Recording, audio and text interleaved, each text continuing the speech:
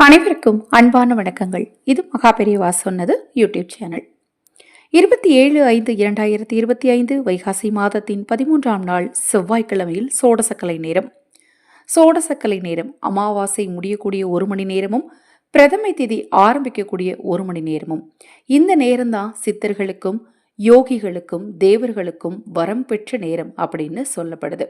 இந்த நேரத்தில் நாம் நினச்சது நடக்கிறதுக்கு அந்தந்த மாதத்திற்குரிய எளிய சூட்சும வழிமுறைகளை கடைபிடிச்சாலே போதும், நாம் நினைத்த காரியம் தடை இல்லாமல் நமக்கு நடக்கும்.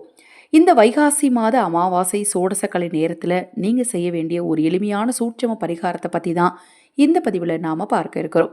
பதிவை பார்ப்பதற்கு முன் முதலில் ஒரு சிறிய அறிவிப்பு. அனைவருக்கும் எனது அன்பு வணக்கங்களையும் எனது மகிழ்ச்சிகள் கலந்த நன்றிகளையும் தெரிவிச்சுக்கிறேன்.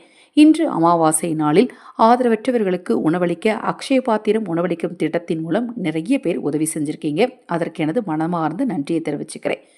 மேற்கொண்டு அக்ஷய பாத்திரம் திட்டத்தின் மூலம் தினம்தோறும் ரூபாய் 30 செலுத்தும் திட்டத்தில் நீங்கள் இணைந்து ஆதரவற்ற ஏழை குழந்தைகளுக்கும் முதியவர்களுக்கும் உணவளிக்க விரும்பினால் 9344692042 இந்த வாட்ஸ்அப் எண்ணுக்கு தொடர்பு கொள்ளுங்க. அதை பற்றிய தெளிவான விளக்கம் கொடுக்கிறேன்.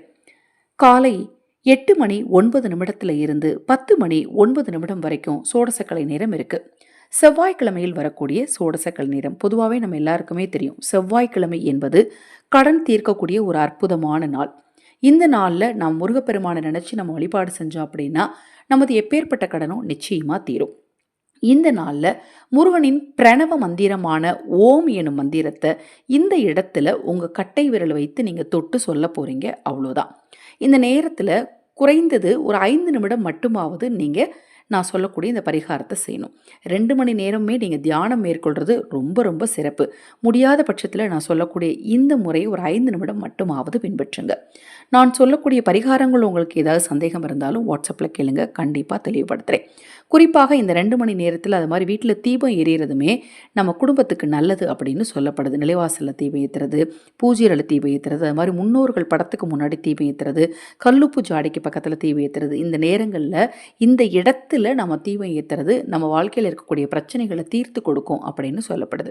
முடிந்தால் நான் சொன்ன இந்த இடங்களில் தவறாமல் தீபம் ஏற்றுங்க. இல்லைங்க நான் வீட்டிலையே இல்லைங்க, நான் வெளியில் வந்துட்டேன் அப்படிங்கிறவங்க கவலையே படாதீங்க. மனதார முருகனையும் குலதெய்வத்தையும் நினச்சிட்டு உங்களது கட்டை விரல் கொண்டு உங்களுடைய ஆக்ஞா சக்கரத்தில் கை வைத்து, அதாவது நெற்றிக்கண்ணு சொல்கிறோம் இல்லையா, புருவத்தின் மத்தியில் பொட்டு வைப்போம் இல்லையா, அந்த இடத்துல உங்கள் வலது கையோட கட்டை விரலை கொண்டு உங்களோட ஆக்ஞா சக்கரத்தில் கை வைத்து பிரணவ மந்திரமான ஓம் சொன்னால் போதுங்க. வேற ஒன்றுமே வேண்டாம்.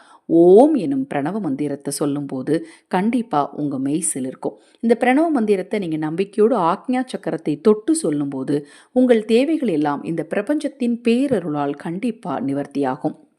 இது போன்ற எண்ணற்ற ஆன்மீக தகவல்கள் தொடர்ந்து நம்ம சேனலில் வர இருக்குது. இந்த மந்திரத்தை இத்தனை முறை தான் சொல்லணும் அப்படிங்கிற விதிவிலக்கு கிடையாது. எல்லாருமே தாராளமாக சொல்லலாம். மாத விளக்கு இருக்கிறவங்க மட்டும் சொல்ல வேண்டாம், மற்றபடி எல்லாருமே சொல்லலாங்க. அதுவும் இந்த குறிப்பிட்ட நேரத்தில் சொல்கிறது கூடுதல் பலனை உங்களுக்கு நிச்சயமாக கொடுக்கும். உங்கள் தீராத கடனை தீர்த்து கொடுக்கும், உங்களுக்கு பண விஷயத்தை ஏற்படுத்தி கொடுக்கும், உங்கள் வாழ்க்கையில் இருக்கக்கூடிய காரிய தடைகளை நீக்கி கொடுக்கும். அனைவருக்கும் எனது அன்பு வணக்கங்களை கூறி இந்த பதிவினை நிறைவு செய்து கொள்கிறேன். நம்ம சேனலை இப்போ தான் நீங்கள் முதன் முறையாக பார்க்குறீங்க அப்படின்னா சப்ஸ்கிரைப் பண்ணி பக்கத்தில் இருக்கிற பெல் பட்டனை மறக்காமல் கிளிக் பண்ணிக்கோங்க. அனைவருக்கும் எனது அன்பு வணக்கங்கள். ஹரஹர சங்கர ஜெய் ஜெய் சங்கர, ஹரஹர சங்கர ஜெய் ஜெய் சங்கர. மகாபெரிவா திருவடி பாதம் சரணம் சரணம். நல்லதே நடக்கட்டும்.